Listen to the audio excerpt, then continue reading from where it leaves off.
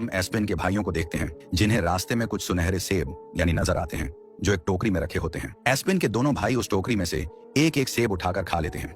तब उनके पास कुछ लड़कियां आती हैं जिनकी बातों में आकर वे उनके साथ चल देते हैं। दूसरी तरफ एस्पिन नक्शे के रास्ते पर जा रहा था, लेकिन आगे जाकर रास्ता खत्म हो जाता है। वहीं पर एस्पिन को भी एक गोल्डन सेब मिलता है और जब एस्पिन वह सेब खा लेता है तो तुरंत सामने एक गुफा खुल जाती है। अब एस्पिन उस गुफा के अंदर चला जाता है जहां वह देखता है कि उसके भाई भी वहां मौजूद हैं और वे उन लड़कियों के साथ खाना खा रहे हैं। अचानक एक लड़की उसे भी खाने पर बुलाती है, लेकिन एस्पिन को वहां खाने की जगह पर बहुत ज्यादा कीड़े नजर आ रहे थे। तभी वही लड़की एस्पिन को एक सुनहरा सेब देती है, लेकिन एस्पिन को कुछ भी ठीक नहीं लग रहा था, इसलिए वह उस सेब को खाने का बहाना करता है। और जब एस्पिन ने वह सेब नहीं खाया और उसे नीचे गिरा दिया तो इस इनकार की वजह से एस्पिन को सब कुछ समझ आना शुरू हो गया। वे लड़कियां असल में डायने थीं जो उसके भाइयों को धोखा दे रही थीं। जब एस्पिन को यह सच्चाई पता चली तो वह तुरंत दोनों भाइयों को बचाकर गुफा से बाहर ले आया। एक डायन उन पर हमला करती है, लेकिन वे बचकर गुफा से बाहर निकल जाते हैं। एस्पिन अपने भाइयों को रास्ते में बताता है कि जिस तरह यह डायन थी वैसे ही एक बहुत बड़ा मॉन्स्टर भी है। यह कहानी नहीं बल्कि एक सच्चाई है, क्योंकि वह मॉन्स्टर सिर्फ रात को निकलता है। अगर वह मॉन्स्टर दिन में निकलेगा तो वह पत्थर का बन जाएगा। दूसरी तरफ हम राजकुमारी क्रिस्टीन को देखते हैं जो गुफा में कैद है। उस गुफा से बाहर निकलने का सिर्फ एक छोटा और काफी ऊंचा रास्ता है। अभी वही मॉन्स्टर गुफा के एक छेद से अपना हाथ निकालता है और क्रिस्टीन को खाने के लिए कुछ हड्डियां देता है। क्रिस्टीन हड्डियां खाने का बहाना करते हुए मॉन्स्टर से कहती हैं, ये बहुत स्वादिष्ट हैं। फिर एस्पिन और उसके भाई नक्शे को फॉलो करते हुए एक होटल की तरफ पहुंचते हैं जहां फ्रेडरिक भी मौजूद था। वे सब होटल में प्रवेश करते हैं और एस्पिन जादुई नक्शे से तलवार का रास्ता पूछता है। उसी समय एस्पिन को फ्रेडरिक का एक साथी देख लेता है। फ्रेडरिक एस्पिन से वह नक्शा मांगता है और उसके बदले कुछ पैसे भी देता है, लेकिन एस्पिन के भाई उसे कहते हैं, तुम उसे वह नक्शा दे दो, यह हमारा हक है। मगर एस्पिन फ्रेडरिक को नक्शा देने से इनकार कर देता है। इस पर फ्रेडरिक बहुत गुस्सा हो जाता है और एस्पिन टेबल पर पड़ा खाना फ्रेडरिक के मुंह पर मार देता है। तब दोनों के बीच एक भयंकर लड़ाई शुरू हो जाती है। लड़ाई के दौरान फ्रेडरिक का पैर गलती से एक आदमी के खाने पर पड़ जाता है। वह आदमी गुस्से में आकर तुरंत फ्रेडरिक को दूर कहीं फेंक देता है और इस मौके का फायदा उठाकर एस्पिन और उसके भाई उस होटल से भाग निकलते हैं। लेकिन फ्रेडरिक और उसके साथी एस्पिन और उसके भाइयों का पीछा करते हुए उनके पीछे आ जाते हैं और एस्पिन और उसके भाई एक खाई के किनारे पहुंच जाते हैं जहां आगे जाने का कोई रास्ता नहीं था। मजबूर होकर वे तीनों खाई में कूद जाते हैं। कुछ देर बाद एस्पिन का एक भाई उससे लड़ने लगता है और कहता है, ये सब तुम्हारी वजह से हो रहा है। अब फ्रेडरिक हमारा दुश्मन बन चुका है। और अब इस बात पर एस्पिन और उसके भाई में झगड़ा हो जाता है, लेकिन उनका दूसरा भाई बीच में आकर दोनों को रोक देता है। उसके बाद वे एस्पिन से नक्शा लेकर आगे बढ़ते हैं।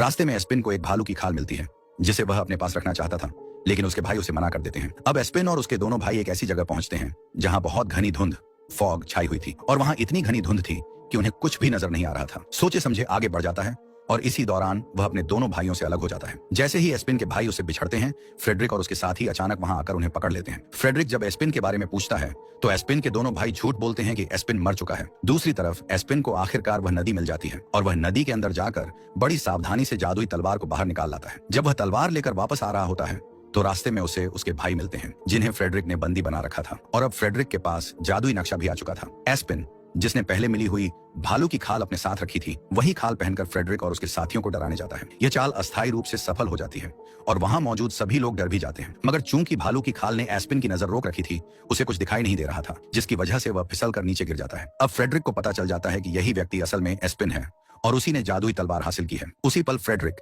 एस्पिन का पीछा करते हुए उस पहाड़ माउंटेन तक पहुंच जाता है जहां से सब कुछ शुरू हुआ था और उसे यह भी यकीन हो जाता है कि एस्पिन ही वह अकेला व्यक्ति है जो मॉन्स्टर को हरा सकता है। फ्रेडरिक एस्पिन से पहाड़ माउंटेन तक पहुंचने का रास्ता पूछता है, जिस पर एस्पिन उसे कहता है, तुम क्रिस्टीन को बचाकर क्या करोगे?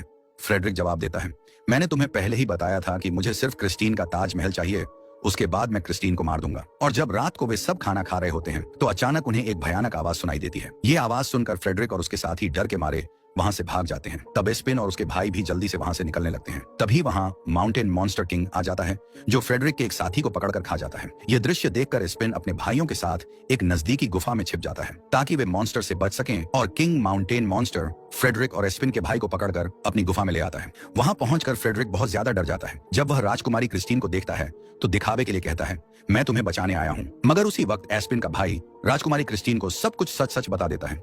वह कहता है, फ्रेडरिक झूठ बोल रहा है, वह तुम्हें बचाने नहीं बल्कि शादी के बाद तुम्हें मारने का इरादा रखता है।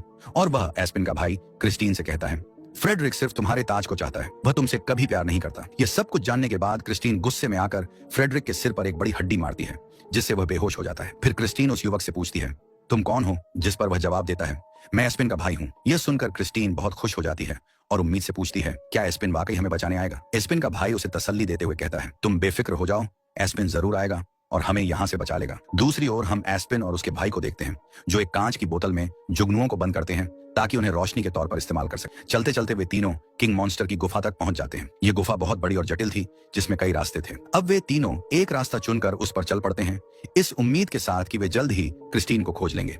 जब वे उस रास्ते पर चल रहे होते हैं तो अचानक एस्पिन का पांव एक गड्ढे में फंस जाता है और वह उसी गड्ढे में लटक जाता है, अपनी जादुई तलवार के सहारे। उसी गड्ढे के अंदर से उसे नीचे अपना भाई और राजकुमारी क्रिस्टीन दिखाई देते हैं। यह देखकर एस्पिन तुरंत एक रस्सी नीचे फेंकता है और उन दोनों को ऊपर खींच लेता है। अब जब सब लोग फिर से एक साथ हो जाते हैं तो वे गुफा से बाहर निकलने का रास्ता ढूंढते हैं, लेकिन जैसे ही वे बाहर जाने लगते हैं, रास्ते में वही भयानक किंग माउंटेन मॉन्स्टर सो रहा होता है। सब लोग बेहद सावधानी से, बिना उसे जगाए, उसके बड़े शरीर के ऊपर से दबे पांव गुजरते हैं और आखिरकार गुफा से बाहर निकल आते हैं। लेकिन फ्रेडरिक घबरा जाता है और अचानक कूदते हुए उस मॉन्स्टर के कमरे में गिर जाता है, जिससे वह मॉन्स्टर जाग उठता है। अब सब लोग गुफा की चोटी पर चढ़ चुके होते हैं ताकि मॉन्स्टर उन तक न पहुंच सके, लेकिन वह भी बड़ी ताकत से ऊपर चढ़कर उनके पीछे आ जाता है। एस्पिन अपनी तलवार से उस मॉन्स्टर पर हमला करता है, मगर मॉन्स्टर अपने हाथ से तलवार को पीछे धकेल देता है। तब सब लोग मिलकर मॉन्स्टर पर हमला करते हैं, लेकिन उनके सभी हमलों का उस पर कोई असर नहीं होता। वह मॉन्स्टर सबको खाने के लिए आगे बढ़ता है, लेकिन थोड़ी ही देर में सुबह होने वाली थी और इस मॉन्स्टर को मारने का एक खास तरीका था। अब एस्पिन अपने बैग से वही जादुई आईना निकालता है जो उसे जंगल में मिला था। एस्पिन जादुई आईना उस मॉन्स्टर की ओर मोड़ता है और मॉन्स्टर पर उसका प्रतिबिंब दिखाता है। उस प्रतिबिंब की वजह से वह मॉन्स्टर पत्थर की मूर्ति बन जाता है और नीचे गिरकर टुकड़ों में बिखर जाता है। दूसरी ओर फ्रेडरिक को वही डायन दिखाई देती है जो बहुत ही बुरी और खतरनाक होती है। फ्रेडरिक डायन से उसका पता पूछता है, लेकिन डायन उसे गलत रास्ता बता देती है। अगले सीन में हम देखते हैं कि एस्पिन और क्रिस्टीन महल पहुंच जाते हैं, जहां राजा और रानी अपनी बेटी को देखकर बेहद खुश होते हैं।